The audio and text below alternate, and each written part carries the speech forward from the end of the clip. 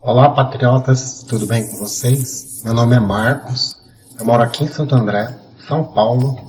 Nesse vídeo eu vou mostrar as 120 tragédias do governo petista. Pessoal, não é mais uma questão de se o brasileiro tem memória fraca.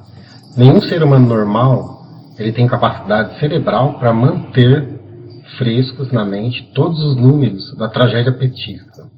Então, não foi à toa que Dilma contava apenas com 10% de sua aprovação de governo na época em que ela foi empichada. E não foi à toa que a grande maioria dos brasileiros pediram seu impeachment.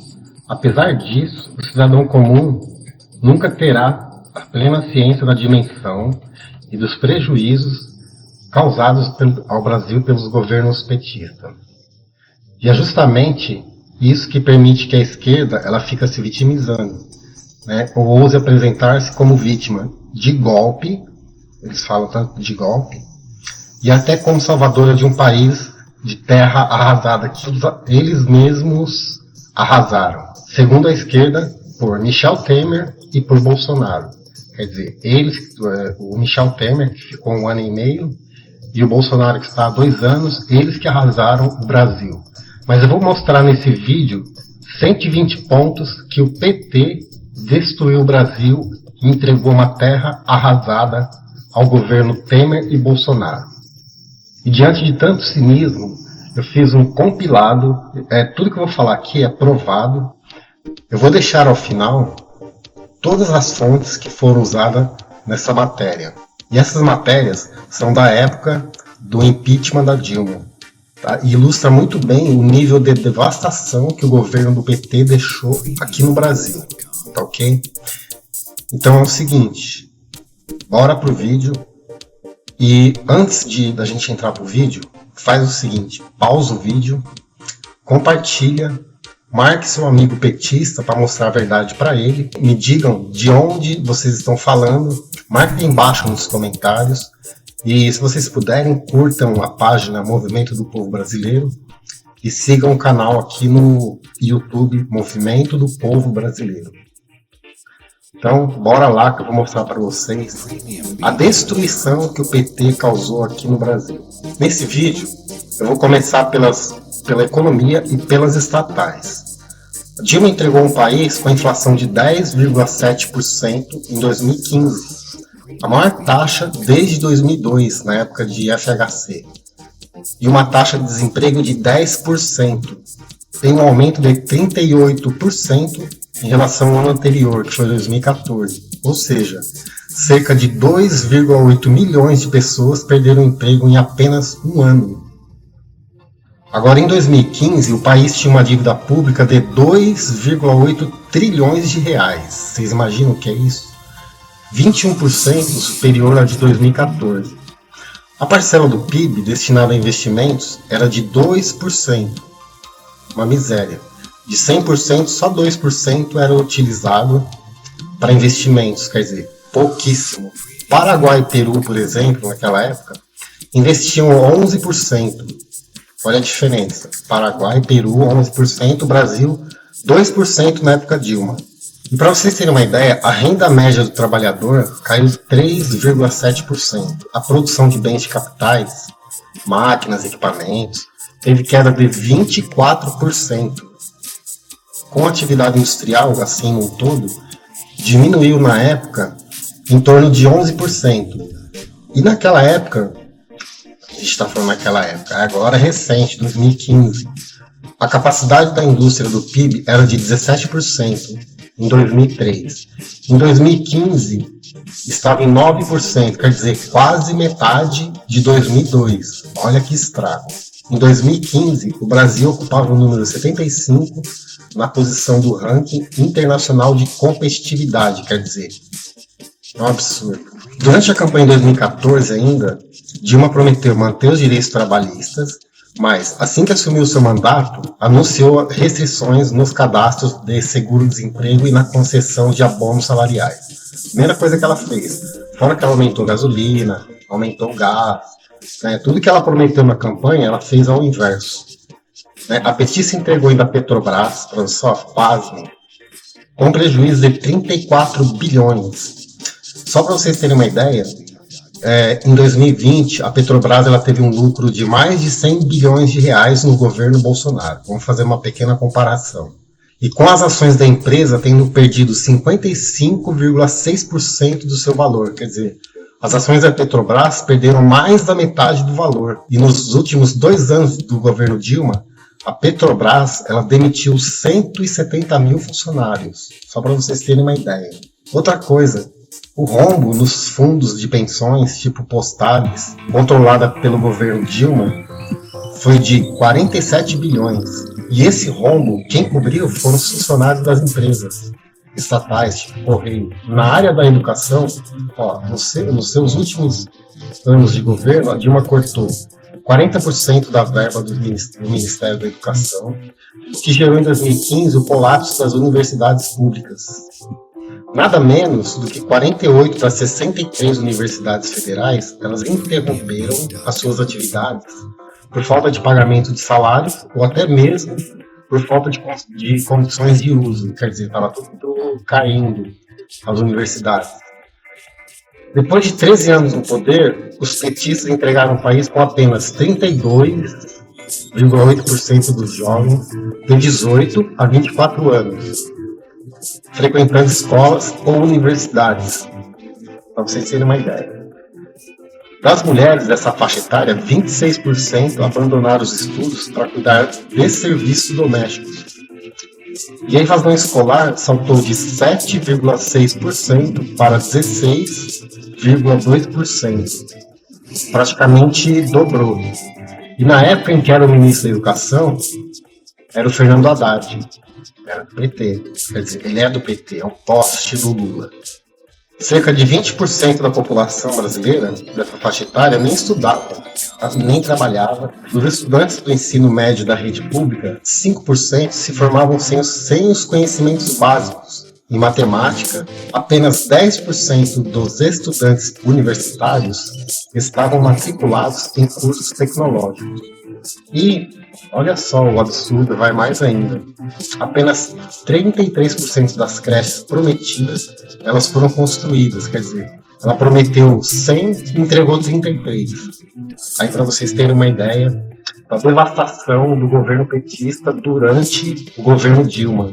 Pessoal, ainda na área da educação, no Enem de 2015, mais de 53 mil candidatos receberam nota 0 de redação. Dos 5,3 milhões de pessoas que fizeram essa prova, cerca de 60% receberam notas abaixo de 600, assim, numa escala de 0 a 1000. Em seu último ano de governo, Dilma cortou 75% da verba do CAPES e metade das vagas do Pronatec. No geral, a Dilma cortou 9 bilhões da verba para a educação só em 2015. Agora vem um absurdo maior. No final do governo Dilma, um ladrão ou assassino, ele custava em média 2,4 mil reais por mês ao Estado. Certo?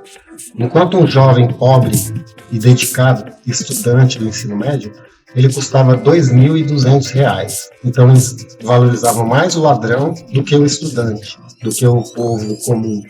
Então, na verdade, o PT nunca se preocupou com o pobre, se preocupavam sempre com eles, e o projeto de poder deles. No entanto, o resultado geral foi o país entregue à posição de número 133, no ranking de 139 países, no desempenho de estudantes nas áreas de matemática e ciências. Vale lembrar que o Brasil gastava 5,8% do PIB, que é muito dinheiro. Isso só com educação. Enquanto Singapura, Japão, países que ocupam o topo do ranking da qualidade, eles gastavam apenas 3 e 3,8%. Agora, pessoal, a gente vai falar de saúde. Aí vocês perguntam por que não tem UTI, por que não tem leito, por que tem tanta gente padecendo por causa do Covid. Eu vou mostrar para vocês por quê. Durante o governo Dilma, foram desativados 23,5 mil leitos do SUS. 23,5 mil leitos. Olha só que absurdo.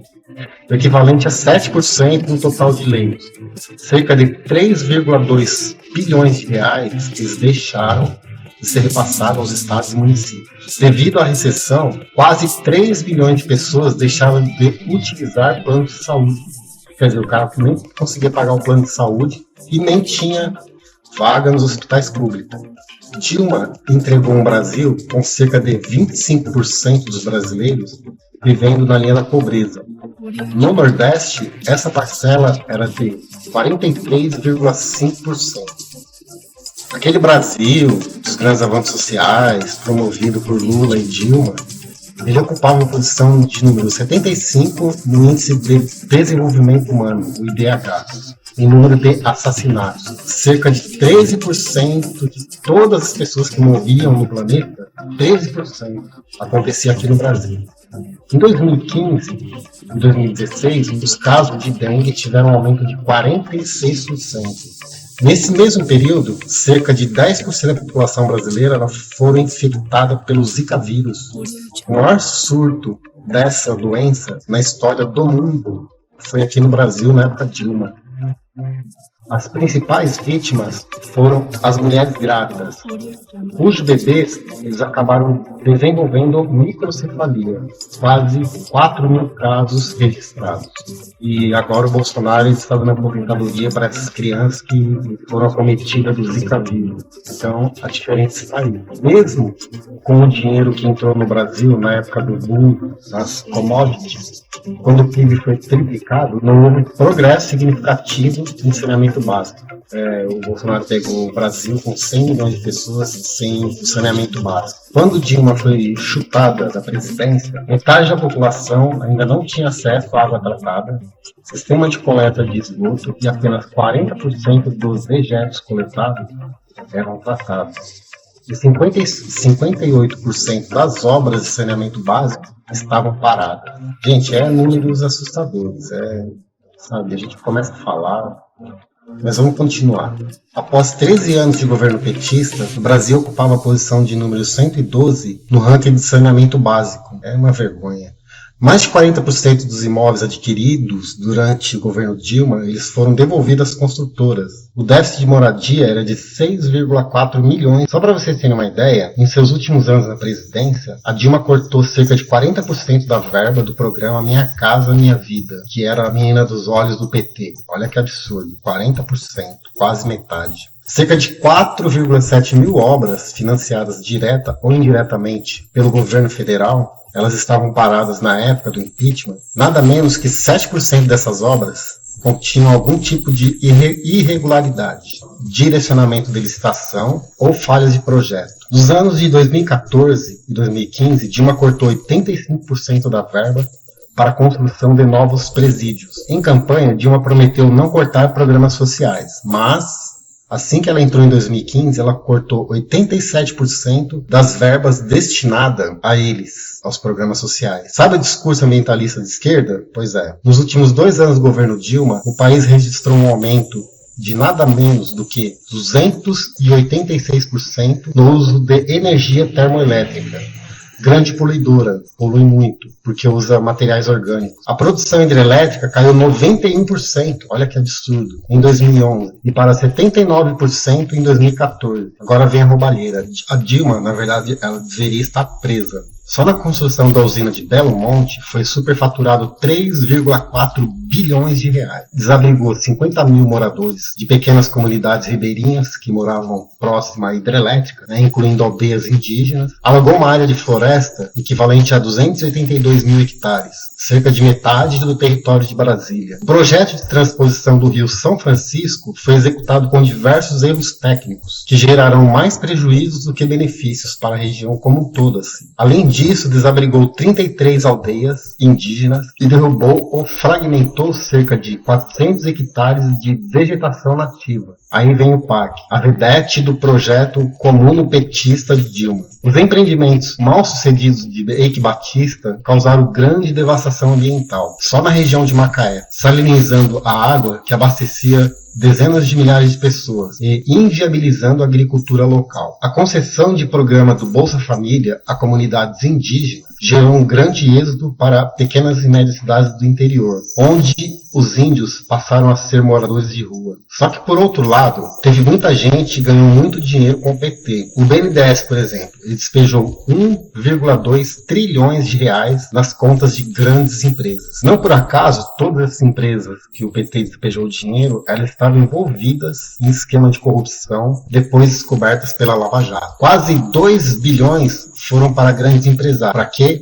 Para comprar jatinhos, com juros subsidiados baixíssimos. Esse montante de 1,2 trilhões de reais foi 3 vezes maior do que o destinado a todos os programas sociais somados. Cerca de 90% das medidas provisórias assinadas por Lula e Dilma, eles eram vinculados a pagamentos de propina. Eles pagavam propina para o Congresso e o Senado aprovar, né, as medidas provisórias. Entre 2003 e 2015 foram descobertos 4,6 bilhões desviados do INSS por meio de pensões fraudulentas. Cerca de 28% das pessoas que estavam cadastradas. Agora as coisas vão ficando ainda mais feias.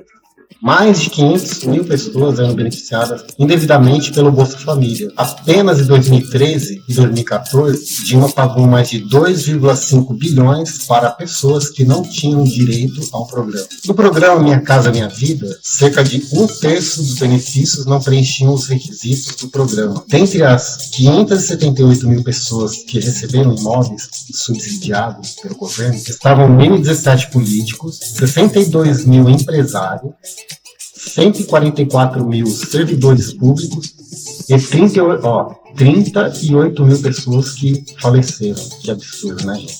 Fala aí. Em janeiro de 2016, a Dilma sancionou um aumento de 163% dos recursos para o fundo partidário, que é o fundão eleitoral que a gente é contra até hoje. Durante o governo petista, o MST recebeu 89 milhões, a CUT 2,3 milhões, além do dinheiro que já tomava dos trabalhadores por meio de imposto, tinha um imposto sindical. E outras 40 entidades ligadas ao MST receberam juntas cerca de 150 milhões. Só a União Nacional dos Estudantes, recebeu 57 milhões de reais. Agora a gente vai para as ONGs. A transferência de verbas federais para as ONGs, Fundação Pastorais de Igreja e outros tipos de organizações, foram de 4,1 bilhões só em 2015. Mais de 3 mil ONGs dependiam do dinheiro do governo. Por que você acha que tem essa gritaria toda do governo Bolsonaro? Eles falam que a Amazônia está sendo desmatada, né? Esse mimimi de choro, porque 3 mil ONGs deixaram de receber o nosso dinheiro.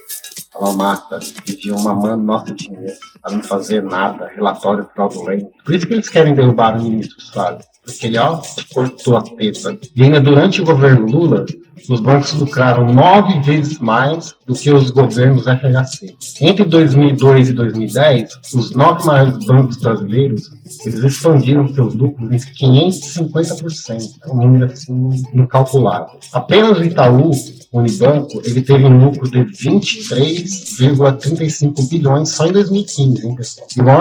Esse foi o maior lucro anual de um banco registrado na história do Brasil. De todos os projetos que conseguiram patrocínios culturais via Lei Rouanet, subsidiada pelo governo, lógico, em 2014, 50% ficavam com apenas 3% das pessoas. Quer dizer, metade do dinheiro ficava com 3% das pessoas. Né? Você pegava 10, tirava 3 e dava 50% de 1.500.000 reais, um exemplo. Né? Não por acaso, esses beneficiados pelo dinheiro gigantesco da Lei Rouanet foram os artistas que apoiaram a Dilma em sua campanha.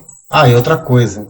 Das 15 empresas que mais apoiaram os projetos pela Lei Rouanet, só em 2015, 7 são empresas estatais. Dilma gastou mais de 9 bilhões com publicidade em apenas 4 anos. 9 bilhões em 4 anos. Bolsonaro, se eu não me engano, ele gastou 130 milhões em 2020. Olha a diferença. Acho que não é nem 3% disso. Quando Dilma iniciou seu segundo mandato, ela prometeu conter os gastos do governo federal e extinguir mais de 3 mil cargos comissionados. Quando deixou o governo, Dilma havia extinguido apenas 346. Das 30 secretarias que prometeu extinguir, ela extinguiu apenas 7. Dos 200 milhões em gastos não obrigatórios no Ministério e secretarias que prometeu cortar, ela cortou apenas 16 milhões. De 200, só 16. O TSE, ele constatou que 1/3 dos gastos da campanha de 2014 de Dilma Rousseff foram para 43 empresas de fachada. Quer dizer, não existiam empresas fantasma, criadas especialmente só para lavar o dinheiro da propina. Ao todo foram 133 milhões para empresas que sequer tinham funcionário. Foram criadas só para catar o nosso dinheiro. Nessa campanha, 348 cidades brasileiras, 6,2% do total, tinham mais eleitores registrados do que habitantes. Quer dizer, tinha mais gente votando do que gente que morava na cidade. É uma fraude eleitoral, óbvio. Por isso que a gente tem que ter a urna auditável. A grande maioria dessas cidades está nas regiões norte e nordeste. E não por acaso são redutos do PT. Um levantamento feito pelo Tribunal de Contas da União revelou que durante os governos Lula e Dilma desapareceram 4.564 objetos que pertenciam à presidência da República, que foram encontrados lá no sítio de Atibaia. Além dos citados não terem sido incorporados ao patrimônio, 716 presentes que ganharam de chefe de estados, como prevê a Lei número 8394 de 1991. O que eles recebem tem que ficar para a União. Eles, rapelaram. Além das obras superfaturadas, a Olimpíada deixou um rombo de 120 milhões só em equipamentos, como computadores, materiais de escritórios. Eles tiveram que ir para o lixo porque simplesmente não tinham onde serem guardados, nem procedimentos de reutilização ou de vendas regulamentadas. Quer dizer, não tinha nada regulamentando doação, venda, estoque, nada. Foi para o lixo, nosso dinheiro. A Copa do Mundo rendeu ao governo brasileiro cerca de 1 bilhão em pendências judiciais. Só o Maracanã, por exemplo, ele chegou a ser desativado por falta de manutenção. Ufa! Pessoal, fora ainda que eu não citei, os números da corrupção no Congresso, no BNDES, nos ministérios, no projeto da refinaria de Abreu e Lima, que foi orçada em 4,5 bilhões. Ela está hoje estimada em torno de 18 a 19 bilhões, que dá mais de 70 milhões de reais. Quer dizer, ela foi aumentada em 4, 8, 12, 16. Em 3 vezes o valor inicial, e foi iniciado em 2006 no governo Lula, junto com o Hugo Chávez, que depois pulou fora, falou que não ia fazer, blá blá blá, e sobrou para Petrobras. Aliás, para nós. Abreu e Lima, guardem bem esse nome. Fora que bilhões de reais da usina de Belo Monte, da Petrobras e outras estatais, elas irrigaram ilegalmente as campanhas petistas, que enriqueceram políticos, aliados e pessoas amigas. Também deixei de fora os bilhões que foram desviados para ditaduras em Cuba, Venezuela e na África. A verdade é que a esquerda teve sua chance, mas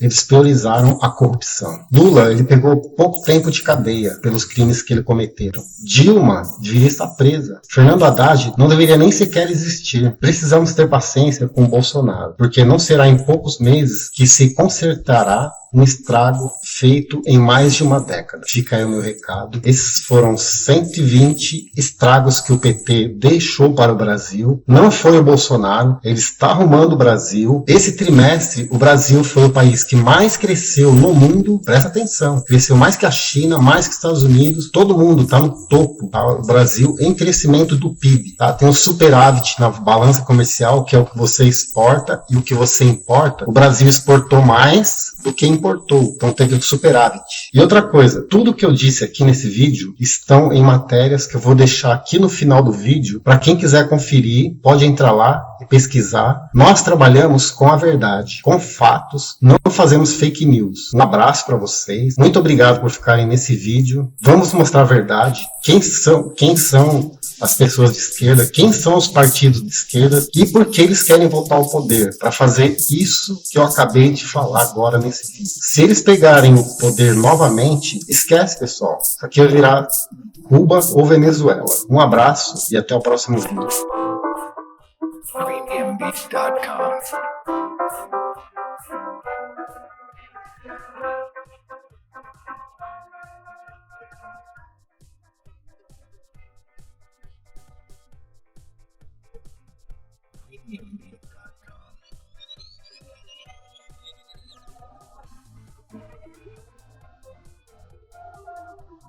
Premiumbeat.com.